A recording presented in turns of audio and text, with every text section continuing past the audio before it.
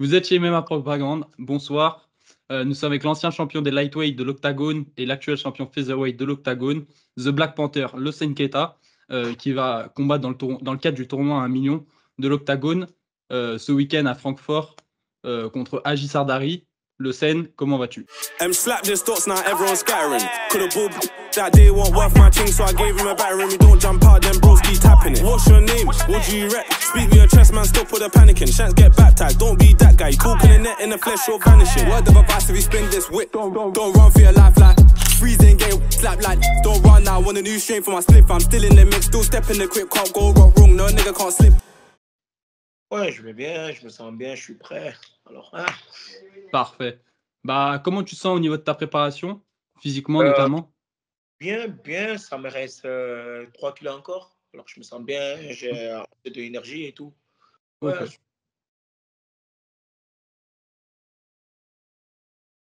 Bien massé, on va dire. Et ouais. en plus, on a vu que après, il me semble que c'était la blessure que tu avais déjà eue par Ouais. rapport à ton combat contre Matsan Kidze, du coup, qui est revenu, une rechute. Est-ce que maintenant, tout est bon, vu que ça a repoussé le combat avec Sardari? Ouais, mais Parfait. bon, je donne des cakes, je me sens prêt, pas d'hésitation, alors ouais, tout va bien. Ouais, ce que j'ai pu voir sur les vidéos, là, il n'y a plus de ralentir, on va dire. Ah, Et tout- comment tu as pu du coup vivre cette période qui a dû. On sait que tu combats très souvent quand même, et là ça a été une sacrée pause quand même. Non, même pas, parce que je combats très souvent et ça m'a fait du bien pour prendre un peu de pause Mhm. maintenant. Et ouais, ça m'a fait du bien, en fait. Au final, c'était une bonne pause, c'était bénéfique, on va dire. Et c'était pas aussi une longue pause, c'était, je pense, 4 mois ou. Ouais, non, mais vu que tu enchaînais vraiment tous les 2 mois, ça fait une sacrée pause par rapport à Ouais, le rythme que tu as l'habitude. le coach, il était content. Ouais, Il dit, j'imagine. Ah bah, on va dire que t'arrêtais pas, on va dire featherweight, lightweight, peu importe, tu prenais les combats, je suis là, forcément. quand il veut, je suis là. Parfait. Bah, du coup, tu vas affronter Aji Sardari. Donc, Hum, moi, j'ai pu noter que c'était un combattant très durable. Il a eu une seule défaite par finish, c'était une soumission. Il est aussi assez complet. Notamment, il a un bon sol, c'est une ceinture marron de JJB. De ce que j'ai pu voir, il a affronté notamment Michal Figlak, qui est actuellement à l'UFC. Jack Grant, ancien adversaire de Abdullah Abdouragimov. Et aussi Donovan Desmae, pardon. Donc, un compatriote belge. Du coup, tu vas l'affronter. C'est aussi un ancien champion lightweight du Cage Warrior. Il reste sur 2 victoires, notamment une à l'ARES. Est-ce que tu peux nous parler un peu de l'adversaire et comment tu vois le euh, combat, sans parler du game plan, bien sûr? j'ai un autre style comparé à Jack Green, et c'est un split decision. Contre Donovan, un split decision. J'ai un autre style aussi avec eux, avec Mikalav ou Monsieur Polonais. Combat, c'était à Lyon, tu vois. Et on a vu Mikalav contre Ziam. Il pouvait rien faire, hein, tu vois, contre un striker. Hein, il pouvait rien faire. Alors, et il a perdu contre Michel. Alors, moi, je suis un autre combattant et je suis plus explosif que eux. Et ouais, ça va pas passer comme eux. Ok. Si tu peux identifier, on va dire, ses forces et ses faiblesses, tu dirais quoi par rapport à ça? Laisse, je sais pas, hein, comme tu dis, il est complet un peu partout. Et je trouve que je suis mieux que lui. Ok, Même, je vois. même lutte, je suis mieux que lui. Striking, je suis mieux que lui. Pour moi, il a pas eu quelqu'un comme moi encore dans sa palmarès. Regarde, c'est qu'il a gagné contre Jack Brown. Tu as vu, Jack Brown, il n'a pas de striking. Mm. Et il a jusque BG, grappling, tu vois. Et moi, je ne suis pas Jack Brown, moi, je suis le Suniketa. Moi, je cogne. Alors, je suis là pour cogner. Ah, ouais, ça, c'est vrai. En plus, comme tu as pu le dire, au final, c'est peut-être sa faiblesse d'être complet, parce que du coup, il n'a pas un domaine où il est ultra fort, où il peut t'inquiéter. Du coup, c'est vrai que ça peut être une faiblesse au final, plus Et même un s'il avantage. il peut pas me soumettre. Je sais qu'il Non, peut pas. J'ai un bon submission de défense, il peut pas me soumettre. c'est vrai, c'est vrai. Du coup, on te voit pour le tournoi du coup à 1 million de l'Octagone. Tu fais évidemment partie des favoris, étant donné que tu as déjà été champion dans cette KT. Mais beaucoup de fans, ils voulaient te voir notamment aussi à l'UFC ou au PFL. Pourquoi être resté? Et c'est un peu comme Saladin Parnasse finalement. Tu as fini le jeu à Euh, l'Octagone. je dis pas que c'est tous comme c'est un peu comme Saladin. Non, c'est pas un peu comme Saladin. Moi, je veux juste, tu vois, je veux juste avoir quelque chose sur ma banque. Ok. Et pour avoir un argent sur ma banque, et même si je vais à UFC, même si c'est 12/12, c'est pas grave, tu vois. Ok. Je veux juste avoir quelque chose sur ma banque. Imagine partir maintenant à UFC et travailler, c'est pas la peine, tu vois. Ouais. Je suis en train d'UFC, je dois toujours travailler, je veux juste avoir quelque chose sur ma banque et puis, ouais, pourquoi pas. Ok. Du coup aussi, bah, on sait que tu es très connu en République tchèque. Il y a beaucoup de vidéos de toi qui circulent quand tu interagis avec les fans. Et il y avait bah, le combat a été décalé à cause de ta blessure. Et du coup, l'organisation a fait un vote pour savoir si tu pouvais rester ou non bah, du coup, dans le tournoi. Et bah, c'est du jamais vu. Et c'est le peuple du coup qui a décidé de ton sort. Et ton sort, bah, ils ont voté. Et du coup, ils ont voté en ta faveur. Et tu es aussi beaucoup apprécié en France, qui a également voté pour toi et pour que tu restes dans le tournoi. Et comment t'expliques cette sympathie de la totalité des fans finalement en Europe envers toi? Ça me touche, ça me touche vraiment. Et République tchèque, même en France, tu vois, je suis pas français, mon français c'est pas si bien que ça, je me débrouille et tout, mais tu vois, et ils sont tous derrière moi et ça me motive, tu vois, à chaque fois que j'ai un combat, ça me motive 100% parce que j'ai pas envie de les décevoir et tout. Tu vois, alors ça me motive. Et je pense que 6000 personnes qui ont voté en faveur de moi, tu vois, c'est beaucoup, c'est beaucoup. Ouais, Et je suis pas cher aussi, tu vois. Et avec de l'offre comme ça, comment tu peux perdre, tu vois, c'est impossible, tu vois. ça donne de la force. Et tous les gens qui croient en toi, c'est impossible de perdre. Mmh. Bah, aussi, je leur fais une dédicace, toute la propa Keita. Quand on voit qu'ils viennent en nombre à tes combats, ça Quand montre même, vraiment l'impact tu vois. que tu as au niveau des fans. Donc c'est vraiment assez impressionnant. Je pense Ouais. qu'en Europe, il y en a pas beaucoup qui arrivent à faire on va dire, déchaîner un peu les foules, même juste les propres supporters, les faire Ouais, venir. Il y a pas tout le monde qui réussit à faire venir 200 personnes, hein. je connais des combattants, beaucoup de followers sur Instagram et tout, mais ils vont pas ramener 400 C'est ça, personnes au fight. Au Francfort, l'autre fois, il y avait 400. Même au Prat, et, tu vois, ils vont jamais c'est faire fou. ça. Ah, c'est vrai. Ça montre vraiment, ça témoigne de tout l'amour qu'il y a autour de toi et bah, du coup, comme on le disait, bah, tu es un gars attachant qui a toujours le sourire, même dans les trash talks que tu as avec tes adversaires, c'est toujours Ouais. bon enfant et pourtant dans la cage, par contre, tu es une bête. Comment tu arrives à faire ce switch entre le gars Non, souriant et jusqu'à l'entrée, quand c'est The Black Panther qui arrive, qui détruit les adversaires? mais pour moi, j'ai la mentalité, ça sert à rien de rester fâché. Il peut faire ses trash talk, il peut faire tout ce qu'il veut. De toute façon, j'ai 15 minutes à le taper, tu vois. 25 minutes à le taper. Ouais, je Alors, vois. qu'il veut, dire ce qu'il veut.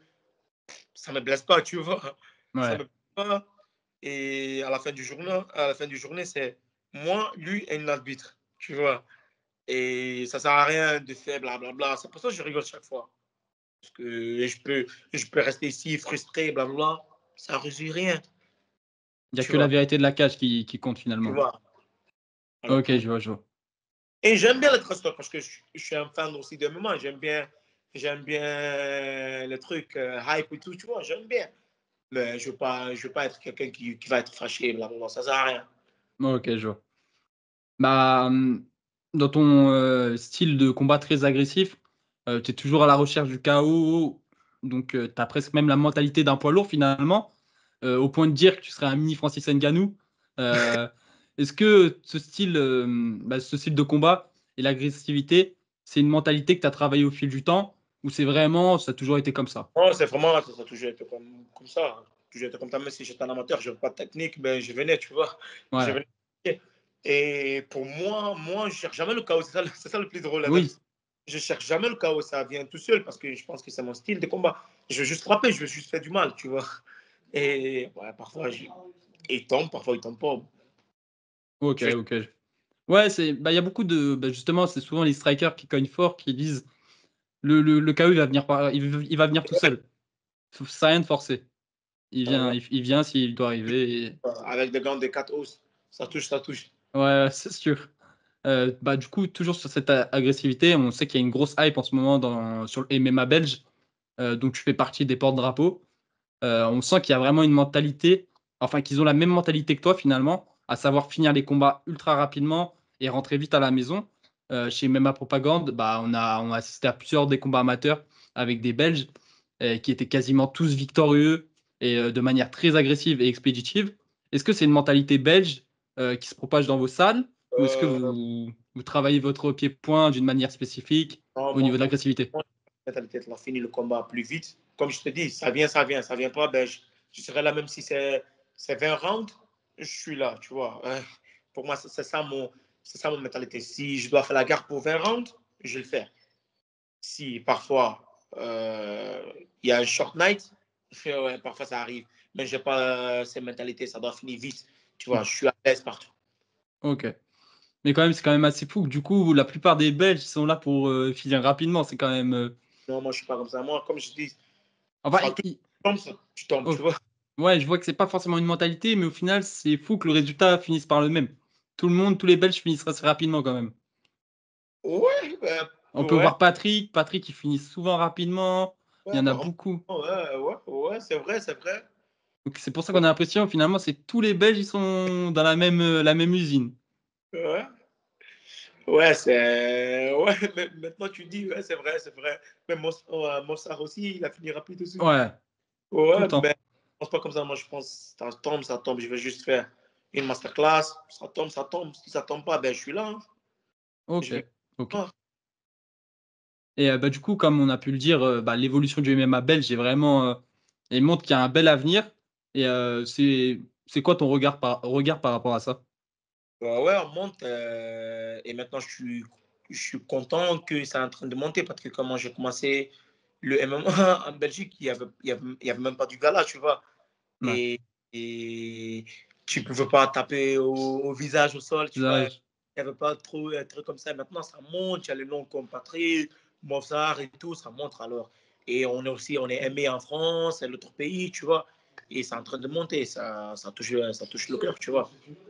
Ok, je vois. Ouais, tu vois ça comme un bon œil. Au final, je pense que en France, on a pu voir qu'il y a un peu, on va dire, ça se tire un peu dessus finalement. Et finalement, le MMA belge est très soudé et uni. C'est finalement peut-être une bien meilleure chose en tout cas. Ouais, ouais, ouais, vraiment.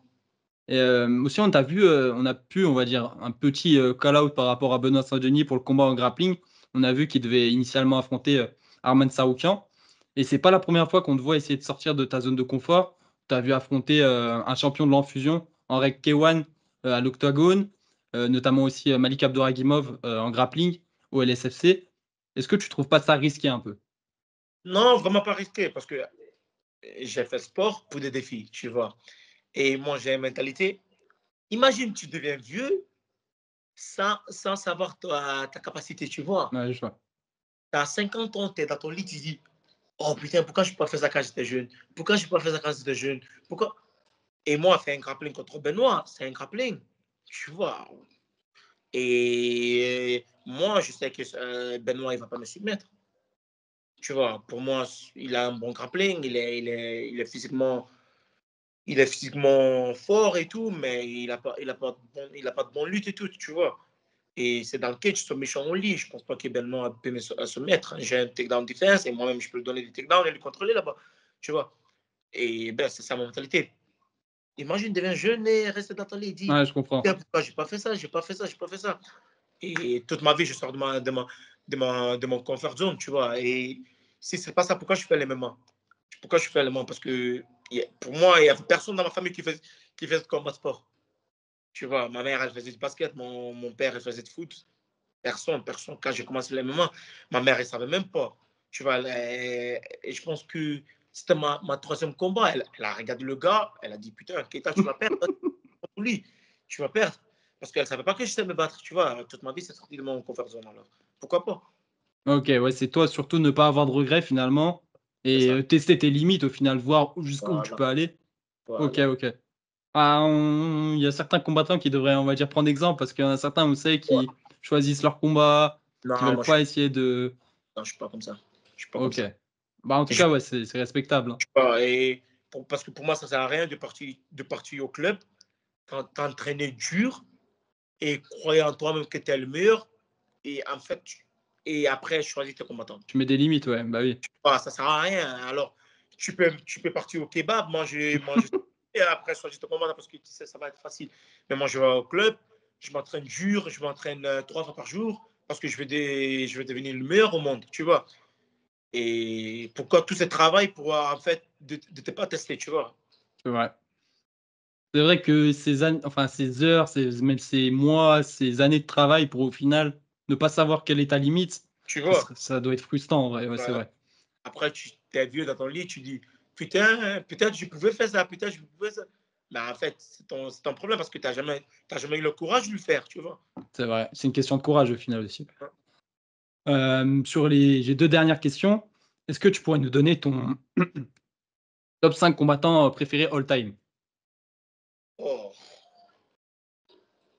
1, José Aldo. OK, ça je le savais, j'en étais sûr. Ouais, José Aldo, frère, légende pour moi. En plus, il revient ce week-end, hein, en même temps que toi Ouais, finalement. il gagne, on gagne. Ah, j'espère. José Aldo. 2.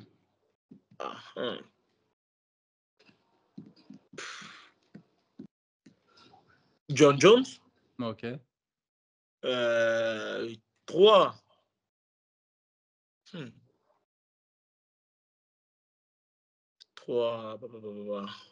Keita Lucini. Ouais. 1. Charles Oliveira. OK. 4. McGregor. Oh, là, ça me fait plaisir. Et 5. Khabib. OK, OK. Bah, c'est un top 5 de que des légendes, que des enfin, je te souhaite une carrière à la hauteur de C'est pas que pour moi que c'est des oui, enfants pas, tu vois, oui, mais c'est mes combattants préférés, tu vois. ouais, C'est pas que stylistiquement, tout ça. les meilleurs au monde, et blablabla. Mais pour moi, c'est des. Mais John Jones, c'est le meilleur au monde quand même. Ah bah, ça, compliqué de dire Ouais. l'inverse. Dans 2 ans, où est-ce qu'on pourrait te voir? Si tu peux te projeter dans 2 ans, toi, où Même tu te vois? Même moi, je me pose souvent cette question, tu vois. Et, et pour moi, c'est juste de ne pas en penser. Juste faire ce que tu es en train de faire, déchire tout, concentre-toi sur tes combats, concentre-toi sur des gagnes. Et si tu gagnes, le reste, ça vient avec. C'est ça. Dans 2 ans, je vais être invaincu. Je vais juste rester comme ça, comme je suis. Et on voit après. OK, ouais, tu prends les combats au fur et à mesure et tu vois où ça va t'emmener, peut-être une autre orga, peut-être, on sait pas, une ceinture, OK. C'est OK, pas. parfait. Bah, On on sait sait pas. pas, on sait pas. Du coup, bah, déjà, je tenais à remercier, Sifox, Ramzi, Vlossi et bien sûr Mendoza, pour leurs questions. J'ai pu recueillir certaines de leurs questions, en plus des miennes et du coup, bah, on te souhaite, un gros KO ce week-end. Merci. Moi, si je peux faire un prono, je pense bien qu'il va prendre son premier finish par, KO TKO. Je vois J'espère. bien 2e ou 3e round, je pense et J'espère. ouais, en tout cas, on te souhaite parce que, enfin, pour moi, en tout cas, je pense que tu vas aller au bout de ce tournoi. Je te le souhaite. J'espère, je pourrai être présent. Normalement, j'aurais dû être présent, pour celui-là et malheureusement, il y a eu des complications. Mais en tout cas, ouais, on te souhaite, beaucoup de force. À partir de semi-finale, parce que semi-finale, il y a moyen que c'est à Francfort, au Ouais, avion. j'avais demandé confirmation à Turco si c'est le stade de 55 000 places, ça allait être Keita, il va être dedans. Il m'a confirmé que Ouais. c'était dedans. Je pense vraiment, si je suis en semi-finale, il y a moyen. OK, OK. En tout cas aussi, il y a bien qu'on puisse le dire, le niveau est quand même assez relevé dans le tournoi. Faut pas tout le monde qu'ils se disent, vu que le MEMA européen est pas connu, Moi, dans ma il tête, tape des plombiers. Faut non, pas se dire moi, ça. je suis le underdog, et les Lions, et je dois les casser la gueule. Regarde, Agui, il est là, a fait comme si c'est lui le underdog. Moi, je comprends pas cette mentalité. C'est lui qui a 17-4 et il est 2 fois champion de Cage Warrior. Normalement, c'est lui qui devait être le match. Moi, je suis un underdog. Alors, moi, je suis là pour le casser, moi. Ah, et bah, en tout cas, j'ai hâte, vraiment, un des combats que j'attends le plus ce week-end avec la carte de l'UFC 301. On espère vraiment que tu ramèneras la victoire et que tu iras au bout de ce Merci. tournoi. C'est la famille MMA Propagande. Et voici, je vous laisse ceux qui ont pu voir cette vidéo vous abonner et liker. On se retrouve pour une prochaine vidéo. Tchuss les gars. Ciao.